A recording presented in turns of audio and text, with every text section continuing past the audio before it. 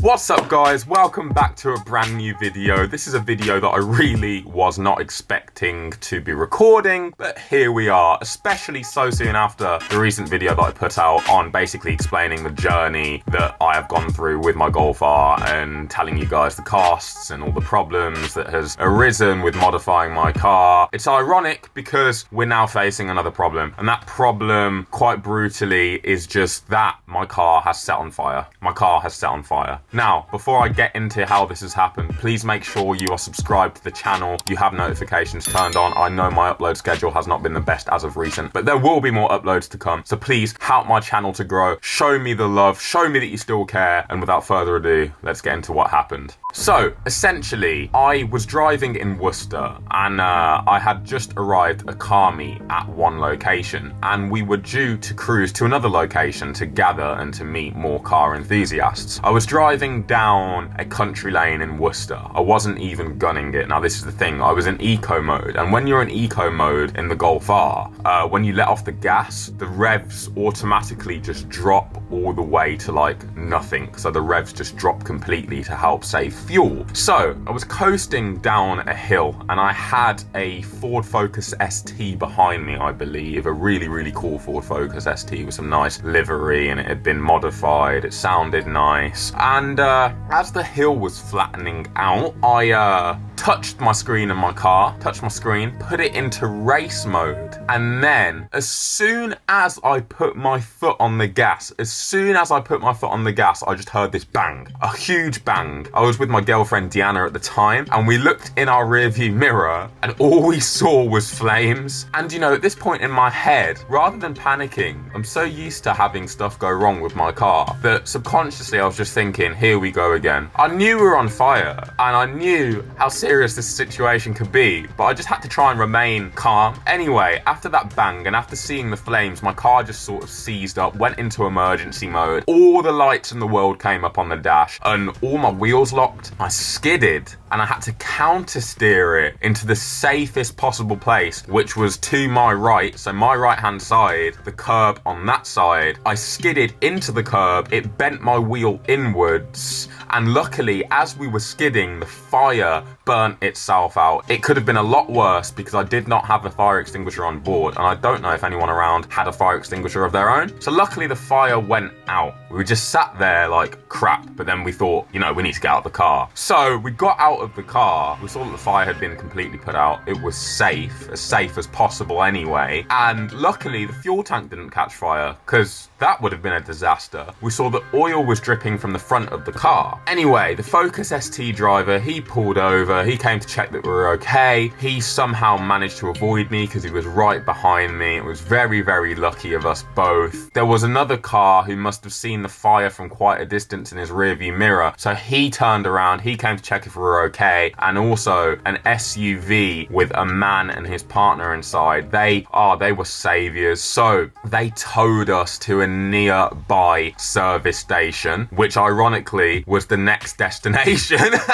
We got there, we saw all the cars, we were like, this is where we were meant to be going anyway. So he towed us to that service station. The rest of the cars were there. They were probably looking at us pulling in like, what has happened to this guy? Poor thing. Well, I hope anyway. I hope they weren't just like taking the piss and laughing at me, but if they were, then I'm not really gonna blame them. Anyway, we got there. I spent a good hour trying to track down a recovery service that wasn't gonna charge me through the roof. Literally, so many recovery services were like £300. I kid you not, 300 and more. I think the highest I got quoted was £360 for my car to be towed from Worcester to basically just north of Birmingham. That's like, I don't know, I think 30-40 miles maybe, don't quote me on that, but it's not the worst. It's like an hour's drive max, especially at that time of night where there's not that much traffic, and man wanted £360, taking the P. So after a good hours of searching, we found one recovery service that we went with in the end that I think was about got 200 and something, which in my opinion is still extortionate, but it's better than £360. So anyway, my car's on my driveway now. The next morning, I jack it up, I put it on some axle stands,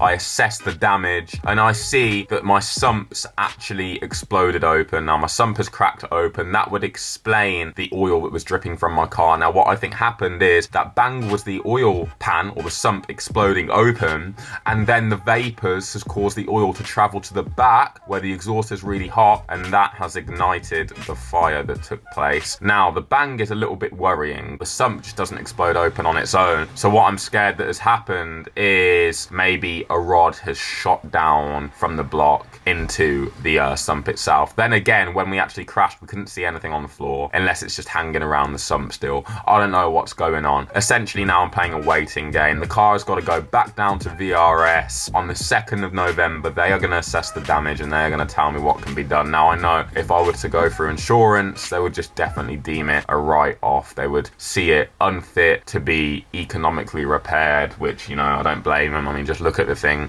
It's terrible. My rear bumper is completely burnt. The paint has completely vanished from that rear bumper. My rear left wheel is completely misaligned now. I'm hoping that it's just the tie rods and arms that are damaged. Hopefully it's not a whole rear axle mission, because that will be costly. Axle, mad.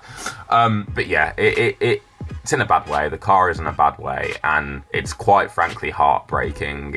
I just can't seem to catch a break with it. I can't seem to get to enjoy it for more than a couple of days without something going wrong and then needing to empty my bank account and be in £10 million worth of debt.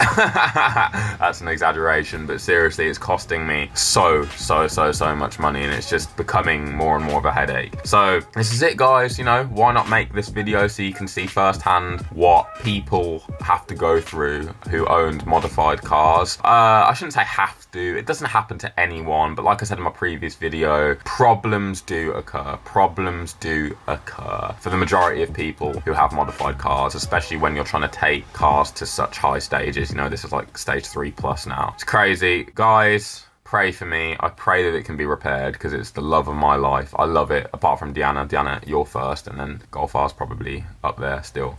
No, a lot of time, a lot of passion, a lot of money's gone into it, and you know, I don't want it to all go to waste. So I'm hoping that something can be done, and you know, someone can look after me. But we shall see. We shall see. Guys, that's pretty much it. There's nothing really else to say. My car's set on fire. It's tragic, but it could have been a lot worse. You know, we could have been dead. So at least that's one positive, I guess. Then again, I've had a lot of accidents, and I look back to them all and think, you know, I could have died in that situation. Like I said earlier, I'm starting to get used to it now. Wasn't even surprised. Saw the flames in my rearview mirror and thought, just another day in the office, really, innit, Axel? Just another day in the life. Ah, dear. It's a tragedy. Well, hopefully the next upload's going to be something a little bit more positive. I pray. Guys, smash the like button if you enjoyed this video. I mean, I don't know if it's really a video that you can necessarily enjoy as such, but there you go. There's my insight anyway. There's an insight for you lot. Subscribe. Take it easy, guys. I hope you guys are having a lot more luck than I am right now in life. Hopefully, things start to look brighter for me soon. Oh dear. Okay, I'm gonna stop recording before I actually burst into tears. Catch you guys soon.